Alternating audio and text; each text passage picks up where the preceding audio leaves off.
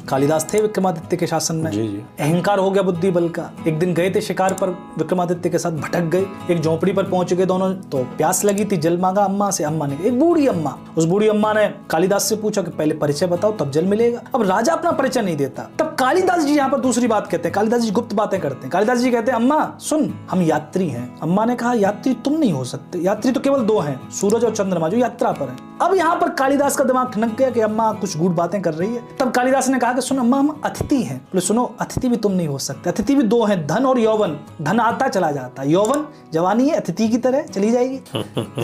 कालिदास ने कहा कि अम्मा हम परदेसी हैं। बोले परदेसी भी तुम नहीं हो सकते। जीवात्मा परदेसी है, कहीं से आई है, रह रही है शरीर में। और वृक्ष का पत्ता परदेसी है, तुम परदेसी नहीं हो।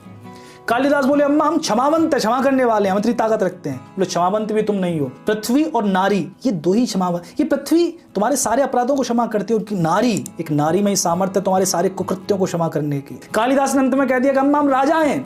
अम्मा बोली राजा भी तुम नहीं हो सकते, राजा भी केवल दो हैं, इंद्र और यमराज, यही कल्प तक शासन करते हैं, तुम छोटे मोटे राजा। तब यहाँ पर कालिदास कहते हैं कि अम्मा सुन, हम जिद्दी हैं। बोले जिद्दी भी तुम नहीं हो सकते, जिद्दी भी दो हैं, बाल और नख। ये बाल काटो उगाते, नख काटो उगाते। कालिदास कहते कि अम्मा सुन, हम गरीब हैं। बोले तुम गरीब भी नहीं हो सकते। गरीब भी दो हैं, एक बकरी और एक कन्या। वो बकरी गरीब है जिसका मेमना कटने जा रहा है, उससे गरीब कौन होगा? वो कन्या गरीब है जो अपने पिता के घर रह रही है और एक दिन पता चलता है कि वो घर उसका नहीं है। तब यहाँ पर कालिदास कहते हैं सुन अम्मा, हम हार गए। तब अम्मा कहती है बावलो, तुम हारे हुए भी नहीं हो। हारे हुए भी दो हैं, एक कर्जदार जिसने कर्ज ले रखा वो हारा हुआ है, और दूसरा एक वधू का पिता जिसकी बेटी विदा हो रही है, वो सब हार रहा है। तब यहाँ पर चरणों में गिर गए, बोले अम्मा सुन, हम मूर्ख हैं। तब यहाँ पर अम्मा ने कहा सुनो, तुम मूर्ख भी नहीं हो सकते। फिर मूर्ख भी दो हैं, एक अयोग्य राजा और एक दरबारी पंडित। कालिदास चिल्ला पड़ेगा अम्मा मैं दरबारी पंडित ही हूँ।